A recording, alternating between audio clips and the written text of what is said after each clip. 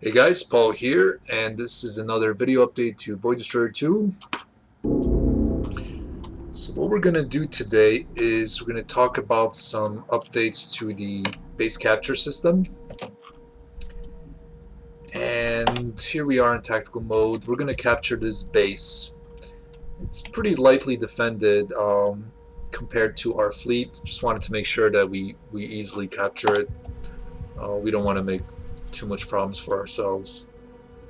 And then we'll talk about what the changes are. So basically, this base has a certain amount of defense crew, 250, and I have a certain amount of capture ships. And this is a very lightly defended base for this demonstration. So some bases might have like 1,000 defense crew or more. So I'm going to use a different tactic on this base than just ramming these ships in there. But let's grab a fighter. We can help out the dogfight to speed things along. Do some damage.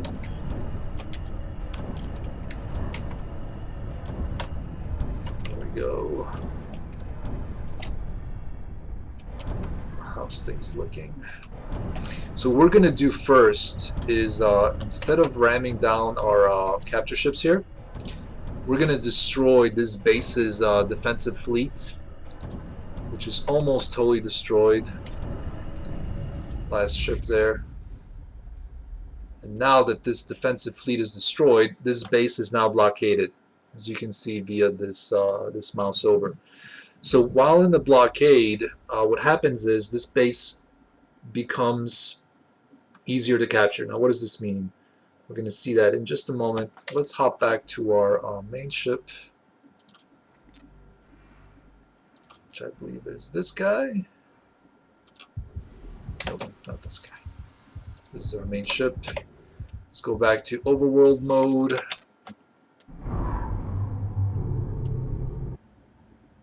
There we go. Now in overworld mode, things kind of go faster. As you can see now, morale is at 99%. So as my fleet is in the area, morale starts to drop. It's kind of slowly at first, and as the less morale, the faster it drops. So we're going to see the effect of this. It's going to be quite significant when morale is quite low. So the other aspect is too, when a base is blockaded, or another recent change, when a base is blockaded, neighboring bases have a chance to send ships to aid it. So we'll actually see is in a little bit, we'll actually see a fleet coming in. Not these guys. These guys are bounty hunters, and they're actually just going somewhere else. But we'll see a fleet coming in, fleet of the civilians, to help these guys out, while this morale is actually keeps dropping. So there's a few ways to drop morale. One of them is to destroy platforms. Another way is to just hang around while under a blockade, and another way is to destroy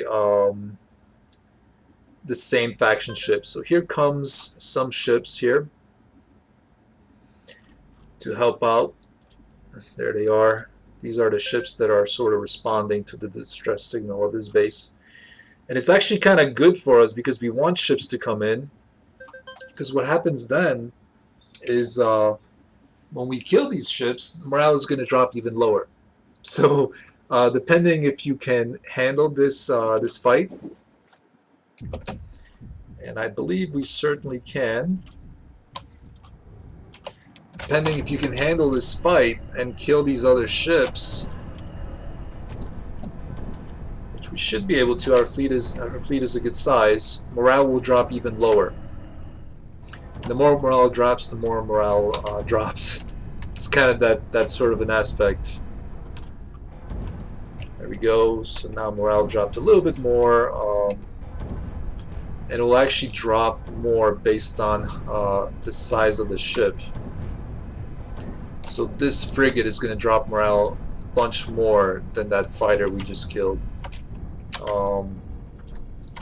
And these ships over there, these are actually bounty hunters, so they won't really affect us too much. So now let's take a look at this base's morale. This base's morale is at 74.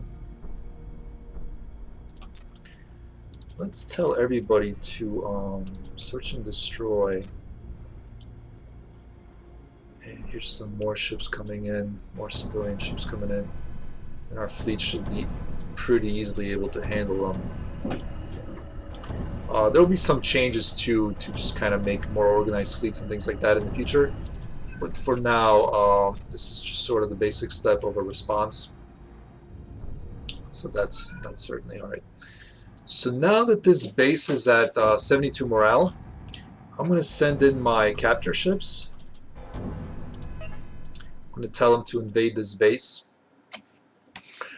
So what morale does is it makes it more likely for your ships, I'm sorry, your capture troops to do more damage to their defense crews, and it makes it less likely for your capture crew to get killed by them. So basically it increases effectiveness of these ships. So if there's a base that has 1,000 capture resistance, you would need quite a lot of these ships. Let's take a look here. So this ship has a boarding rating of 70. So if you had a base with capture resistance of 1,000, you would need quite a lot of these ships. But if you lower the morale, you know, instead of 10, you might need just 5 or 4, depending how low the morale is. Looks like we're doing some more combat there, so we're going to lower morale even more pretty quickly while our bases dock. Morale also drops as you're invading. So as there's this fight, morale also drops. So there's a bunch of ways of dropping their morale. So if you want to do things in this sort of tactical way of first, you know, blockading a base, destroying its platforms, destroying its defenders, hanging around to basically you know, sort of drop their morale, and then pushing your ships in at that point. You know, morale is at 53, 50, 50. It's dropping really rapidly. So the, you know, it really raises the effectiveness of these ships. So the point is that you can be tactical, or you can brute force it. You can still brute force this. I could have just sent these guys in before I killed the defenders, but if I don't have enough ships and I do have enough to do a blockade, I can just do it this way.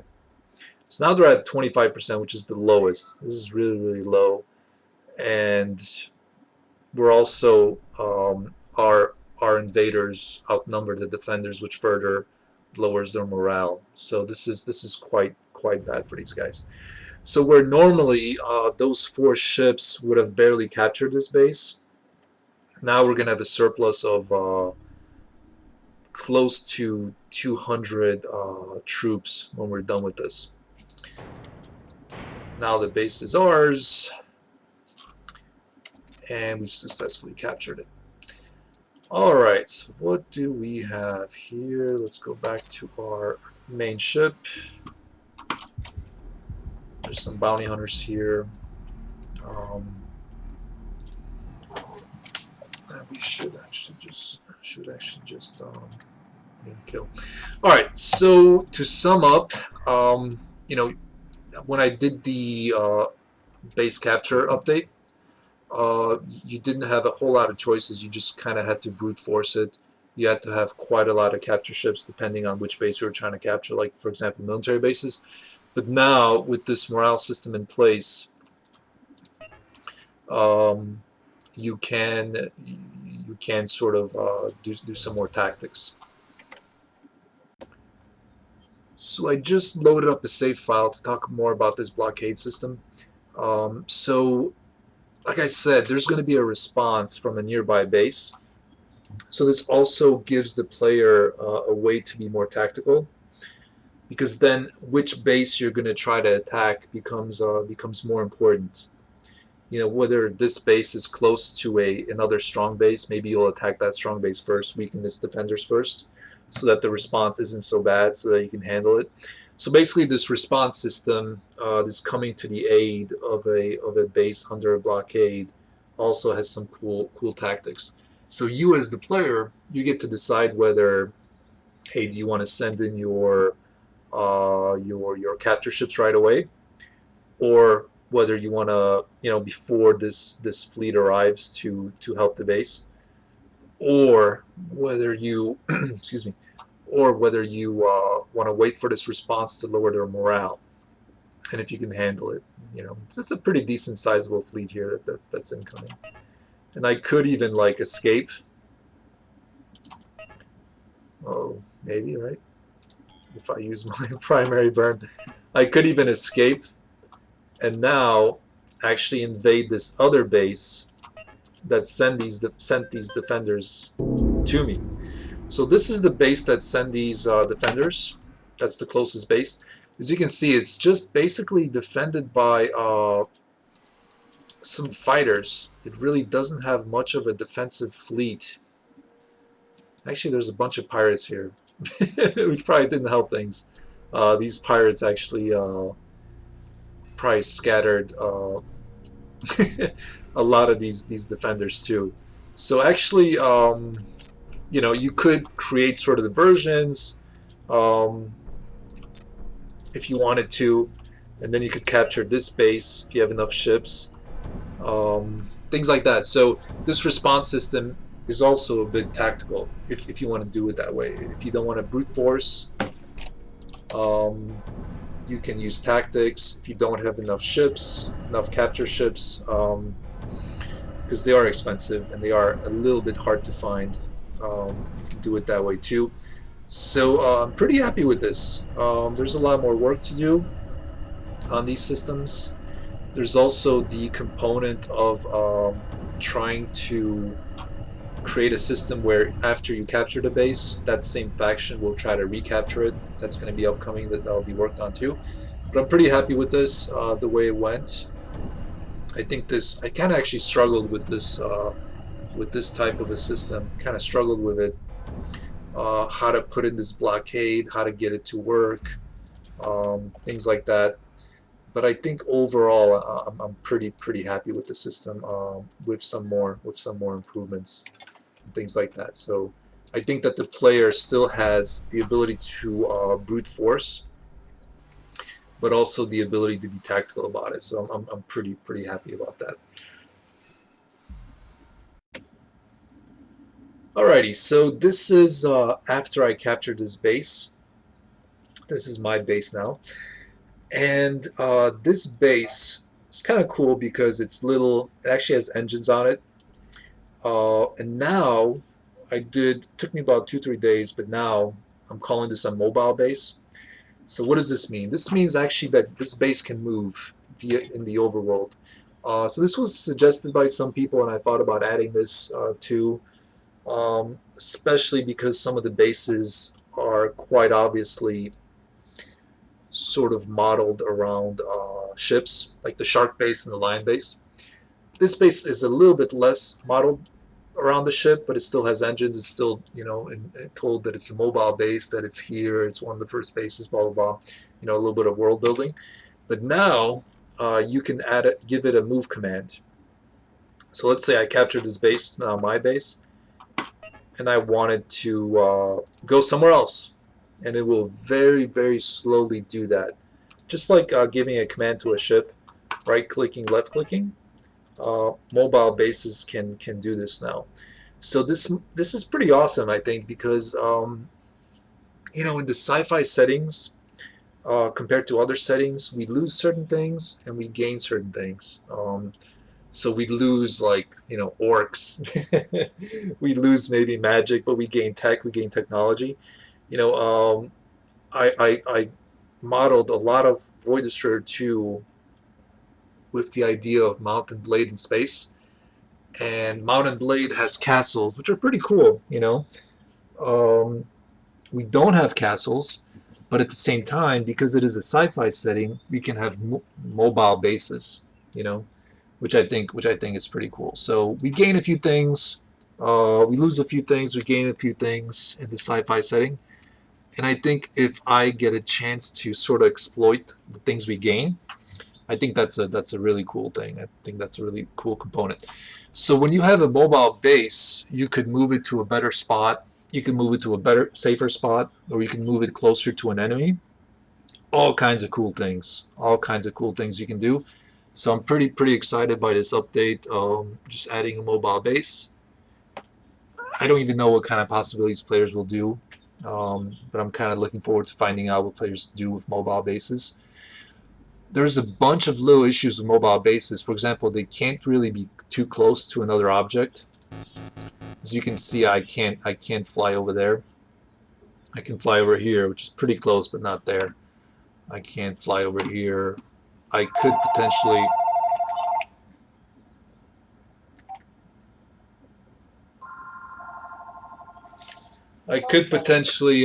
sorry about that, guys. I'm getting a phone call. I could potentially fly there, but this base will actually stop here when it detects being too close to it. So that was the one issue I had to think about, is what happens if this base will get close to another object. And what I just decided, just to keep it simple, is if it does get too close, it's just going to stop.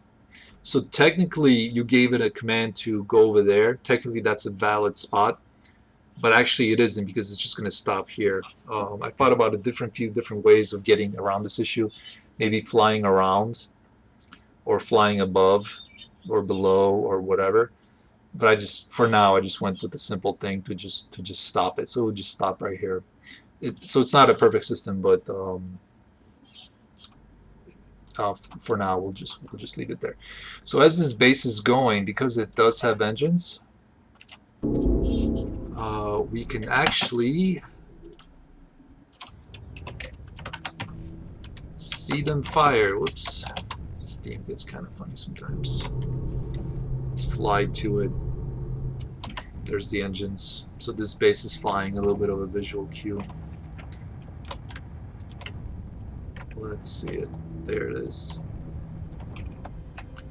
So cool little touch, I think. And I think this is going to be a really cool little thing for players. You know, they'll sort of see the engines. They'll maybe think it's possible. It might not hit them right away.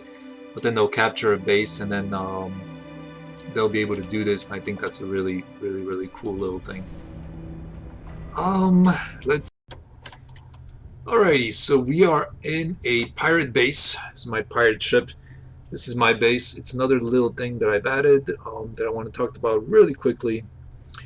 So bases, you know, you can build defensive platforms when you own the base. You can also build a energy platform to generate energy. There it is. You can also build a food platform to generate food. But now you can also build a mining platform, there it is, to generate ore. So this mining platform is the new addition. If the base is an asteroid, you can now build this extra platform to mine that asteroid. So for example, this base, if we go to the economy tab, it actually can't mine on its own. It's not that type of a base. This is a pirate base, so it actually doesn't have any facilities to mine on its own. But because we built this mining platform, now it has plus 500 to ore. So now it'll actually generate ore. And let's take a look at this. I think cool little mining platform. There it is. Oh, almost smacked into that. So it's drilling into the rock. So I think it's a cool little change, especially with sort of economy.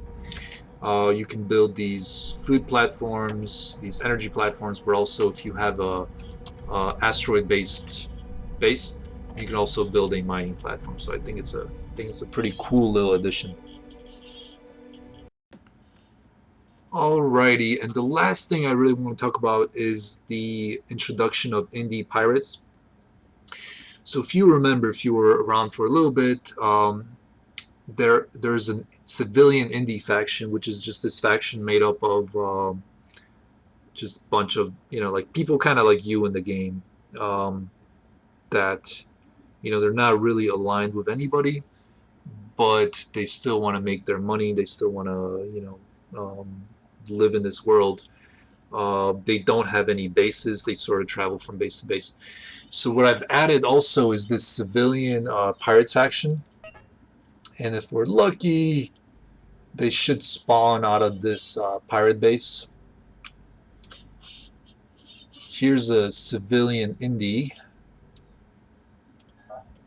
Civilian. Oh, looks like this is actually a misname. No, this is a smuggler. This is actually a smuggler. Yeah. So it won't be attacked. It's not an actual civilian indie. Civilian indies are actually darker blue. This is a smuggler. It's going to sell some ore to a pirate base. So that's something else. But if we hang around long enough, we'll see some actual indies and pirate indies. So the idea is that there's 2 pirate factions right now, and hopefully there'll be another one that'll be added in the future. But you can make friends with these pirates. Here's a pirate. They're actually hostile to me. And while we can talk a little bit more. So the idea is that you could be friends with these pirates, the other pirates, but this third indie pirates faction kind of adds a little bit of a wild card to it, because these guys don't have sort of these guys have like civilian indies. If you shoot up civilian indies, they become hostile to you, but over time they forget. Now, indie pirates, if you make friends with them, over time they'll forget too. So eventually they'll be hostile again to you. So the idea is that they're just this mass of people, and they come and go. So some might be friendly to you, and then some are not going to be friendly to you. So they sort of create this wild card, where later on I can use these pirates as a sort of a way of controlling the economy, of still making the game a little bit dangerous, despite you potentially either conquering these bases or you potentially being friendly with the pirates. So I think that's a pretty cool little addition. I still got some more work on for these guys, but it's kind of cool how this faction works. Is that if you actually kill these guys, they actually become friendlier via killing them. Basically, you sort of teach them not to mess with you. Unlike other factions where if you kill them, they hate you more. This faction, if you kill them, they hate you less. Unless you're friendly. If you're friendly and kill them, then they don't like that.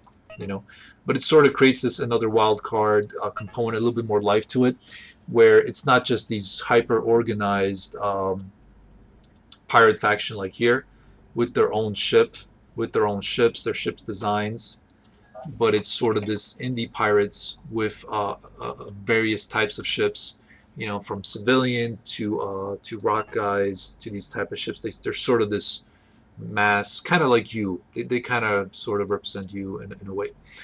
All right, guys. So yeah, I'm very excited about these updates. I actually had a bit of a rough time with some of these.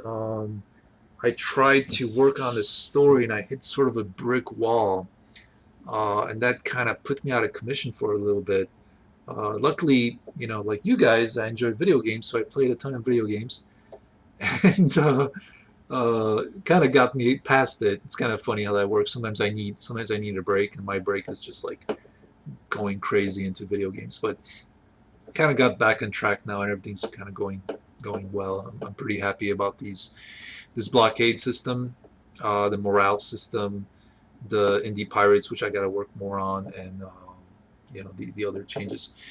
So yeah, we are actually close to considering the game an alpha. So if we go to the main menu, it says Void Destroyer 2 pre-alpha here, because that's what I consider the game. Pre-alpha meaning not all the features are here. Alpha will mean that the majority of the features are here, They just need to be polished and content needs to be added and things like that. It doesn't mean that like other features won't be added. Things that I might not even be aware of right now, I tend to add stuff as I just sort of bump into them. But it's just sort of like giving a sort of an indicator that the game is sort of progressing, and alpha is like the majority of the features as I intended are in, and then just keep working on content, story, polish, adding other features as they come and go and things like that. All right, guys. So yeah, thank you very much as always for your support. Hope you're enjoying the game. If you do, be sure to leave some feedback. Drop me a line on the forums. I really appreciate those things. Those things really keep me going. Your positive reviews are really, really helpful too, both towards marketing the game to other players, spreading the word, and helping me out emotionally, morally, things like that. So thanks again for your support, and I'll see you guys later.